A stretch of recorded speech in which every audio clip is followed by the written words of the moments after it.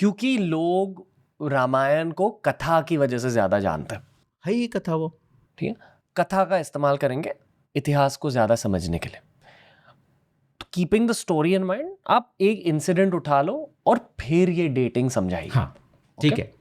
एक इंसिडेंट ऐसा लेते हैं कि पहले बैकग्राउंड के लिए, रामायण के लिए, कि रामायण में खगोल शास्त्र के 600 के आसपास के संदर्भ मिलते हैं। वाह, उसमें से हम सिर्फ 6 लेते हैं, 6 लेने की भी जरूरत नहीं है, ओके, लेकिन 6 करते, कितना, 1%।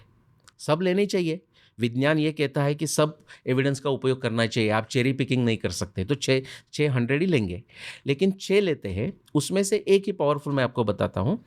आज जो हमारा ध्रुव तारा है ना, ध्रुव तारा हमें ढूंढना है। जैसे आपने कहा कि इस समुद्र के यहाँ बीच पे चले जाइए या माउंटेन पे चले जाइए, तो खगोल शास्त्र का सूर्य चंद्र तो सबको पता है, नक्षत्र भी थोड़े से पता होते हैं। खगोल शास्त्र का प्रारंभ कहाँ से होता है, ध्रुव तारा कहाँ है पता करने से। अभी हमारा मुंबई का लैटिट्यूड है 19 डिग्री नॉर्थ, तो यहाँ दिखता है स्काई, तो हमें ध्रुव तारा ढूंढना है, तो हमें उत्तर दिशा को फेस करना पड़ेगा, खड़ा रहना पड़ेगा और हाथ स्ट्रेट करने का हॉरिजॉन्टल लाइन में, और वहाँ से 19 डिग्री ऊपर करने का। जहाँ 19 डिग्री है वहाँ आपको एक ब्राइट तारा दिखेगा उत्तर दिशा में, और आपको लगेगा बहुत तारे दिख रहे हैं, तो ठीक है, जो दिख रहा है वही इमेजिन करो। 1 घंटा वॉच करो स्काई, तो आपको पता चलेगा कि बाकी सब जो तारे हैं ना वो मूव हो रहे हैं। 1 घंटा में भी आपको समझेगा कि उनका पोजीशन बदल गया है, लेकिन एक तारा, ब्राइट तारा ऐसा रहेगा 19 डिग्री वाला कि उसकी पोजीशन बिल्कुल बदलती नहीं। ये है हमारा उत्तर ध्रुव तारा। जी। आज का उसका नाम है इंग्लिश में पोलैरिस, और हमारे संस्कृत में ध्रुव मत्स्य। थोड़ा पीछे आपको जाता हूँ, बीच में महाभारत का भी स्टेशन ले लेता हूँ। तो 7500 ईयर्स आप पीछे चले जाओ, जो महाभारत का समय है। महाभारत के 1,00,000 श्लोक है। 1,00,000 श्लोक में 300 से ज़्यादा एस्ट्रोनॉमी के संदर्भ आते हैं, लेकिन ये मैं आपको बता दूँ, पूरे 1,00,000 श्लोक के महाभारत में ध्रुव तारा, ध्रुव स्टार का उल्लेख एक बार भी आता नहीं। ध्रुव पोजीशन का उल्लेख आता है, क्योंकि अर्थ का जहाँ एक्सिस जहाँ दिखा रहा है ना, अक्षर दिखा रहा है, वो ध्रुव की जगह है, क्योंकि वो मूव नहीं होती। लेकिन ध्रुव तारा का उल्लेख बिल्कुल महाभारत में आता नहीं। क्यों पता है? 7500 years ago, 5561 BC plus minus 1000 साल में, कोई वो जो जगह पृथ्वी का अक्ष जहाँ दिखा रहा है वहाँ कोई ब्राइट तारा ही नहीं है। इतना हमारा मैच कर सकते हैं हम कि जो प्रत्यक्ष वस्तु स्थिति है वो महाभारत में आ गई, कोई तारा का वर्णन नहीं। अभी रामायण पे आते हैं, जो 6 रेफरेंसेस में बोला। Fast forward going back to Ramayana times. Ramayana ग्रंथ में, वाल्मीकि रामायण ग्रंथ में, रामायण के समय के ध्रुव तारे का वर्णन है। वो श्लोक आता है, ब्रह्म राशिर विशुद्धश्च शुद्धाश्च परमर्षया अर्चिष्मंत प्रकाशन्ते ध्रुवम सर्वे प्रदक्षिणम। जो सप्तर्षि है वो अत्यंत शुद्ध, स्वच्छ, ब्राइटेस्ट ध्रुव तारे को प्रदक्षिणा कर रहे हैं, और वो ध्रुव तारे का नाम है ब्रह्म राशि। अभी जिसको खगोल शास्त्र 101 आएगा, आना ही चाहिए, नहीं तो ये कर नहीं सकते। वो ब्रह्म राशि, इसका अर्थ है नक्षत्र अभिजीत या स्टार अभिजीत, इंग्लिश में जिसको वेगा, VEGA कहते हैं। अभी आज से प्रारंभ करके हमें पीछे जाना है और फाइंड आउट करना है कि ये ब्रह्म राशि, अभिजीत और वेगा, ये तीनों एक ही तारे के नाम है अलग अलग। ये ध्रुव तारा कब बनेगा? तो उसका उत्तर समझने के लिए जिसको एस्ट्रोनॉमी आती है ना, उसको कोई सॉफ्टवेयर की भी ज़रूरत नहीं। वो आंख बंद कर लेगा, थोड़ा सोचेगा और बोलेगा 12,000 BC, यानी कि 14,000 साल पहले। टू बी प्रिसाइज, इतना खगोल शास्त्र प्रिसाइज है 12,048 BC, कि जहाँ सबसे वो क्लोजेस्ट टू ये पोजीशन था। और कथा के कौन से चैप्टर से ये लिंक? ये कथा में युद्ध कांड में ओके, चैप्टर 4 या 6 होगा बिगिनिंग में। अभी हनुमान जी आ गए हैं सीता का शोध करके, लंका कहाँ है बता रहे हैं, और अभी किष्किंधा से, यानी कि आज के हम्पी बेलारी, यहाँ से राम, लक्ष्मण, सुग्रीव, हनुमान, अंगद, सब पूरा वानर सैन्य के साथ लंका के तरफ निकले हैं। तब के जो वर्णन आते हैं उसमें लक्ष्मण ये वर्णन भगवान राम को कर रहे हैं कि देखो हमारे लिए सब अच्छा दिख रहा है, ये शुद्ध, ये ब्रह्म राशिर विशुद्धश्च शुद्धाश्च, एकदम क्लियर, ध्रुव तारा एकदम क्लियर है, ये अच्छा साइन है हमारे के लिए, अभी जल्दी जल्दी निकलते हैं। उफ, ओके।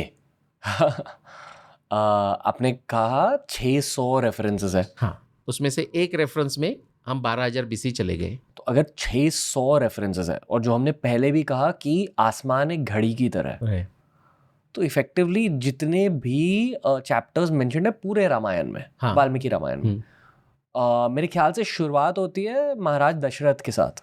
एकदम शुरुआत तो जो रामायण की घटना, जैसे कि नारद मुनि और वाल्मीकि का संवाद से शुरुआत होती है, पहला बालकांड का पहला चैप्टर। तो उसमें वाल्मीकि जी एक पक्षी, एक जो बर्ड्स का जो पेयर है ना, उसको एक हंटर आके मारता है, उनको दुख होता है बिकॉज वो सीता और राम का सेपरेशन का विचार कर रहे हैं, ऐसा होता है। फिर वाल्मीकि जी नारद जी को पूछते हैं कि ऐसा अभी उनको लिखना है उसका कुछ, और बोलता है कि ऐसे कौन व्यक्ति है कि जिनके बारे में, बिकॉज हम बायोग्राफी लिखते हैं तो आदर्श चरित्र इसलिए लिखते हैं क्योंकि क्या होता है, राष्ट्र का निर्माण करने में चरित्रवान लोगों की जरूरत है, लेकिन राष्ट्र चरित्रवान को निर्माण नहीं कर सकता, उनको तो समाज ही निर्माण कर सकता है समाज के लिए। और रामायण का वही उद्देश्य है, धर्मार्थ काम मोक्षाणाम उपदेश समन्वितम पूर्ववृत्तम कथायुक्तम इतिहासम प्रचक्षते। तो गाइड बुक करके तैयार करना है वाल्मीकि को। तो नारद जी को पूछते हैं कि ऐसा कौन व्यक्ति है कि जिसमें ये सब आइडियल गुणों का, जो अच्छे गुण है, जो दैवी गुण है, उसका वर्णन आता है। तो नारद जी बोलते हैं कि भाई ये क्या प्रश्न है क्या, सांप्रतम काले, आज के अभी कॉन्टेम्पररी समय में तो भगवान राम है और उनके 16 गुणों का वर्णन करते हैं, वो कैसे धीर गंभीर है, शूर है, वहाँ से प्रारंभ होता है। और फिर वाल्मीकि जी लिखते हैं। उसकी भी डेटिंग दी गई है? उसकी डेटिंग थोड़ी डेटिंग उल्टी है, उसकी उल्टी यानी कि पहले तो जब ये डिस्कशन हो रहा है नारद मुनि और वाल्मीकि का, तो भगवान राम ऑलरेडी रावण को मार चुके हैं और सीता वाल्मीकि के आश्रम में भी आ गई है, लव कुश वहाँ छोटे हैं। तो उसका जो डेटिंग है, जो लिखने लगे और उन्होंने लिख के पूर्ण करके लव कुश को सिखाया, उसका मैं एग्जैक्ट आपको डेट बोल सकता हूँ। 12,000 हिंदी में मुझे नहीं आएगा, 12,196 BC। और युद्ध का समय क्या था? युद्ध का समय आता है 12,209, 12,209 BC के अंत में प्रारंभ हुआ। और जैसे कि अंत में मीन्स हम वो अभी वो भी हम लोगों को बताएं कि ये जो हम इंग्लिश डेट बता रहे हैं ना, तो इंग्लिश डेट जो जूलियन कैलेंडर का उपयोग कर रहे हैं, वो तो 45 BC यानी कि 2000 साल पहले निर्माण हुआ। फिर हम उसकी चर्चा क्यों कर रहे हैं? इसकी चर्चा इसलिए कर रहे हैं कि हमें कब एक बात हुई वो समझना है, तो हमें सोलर कैलेंडर का उपयोग करना पड़ता है।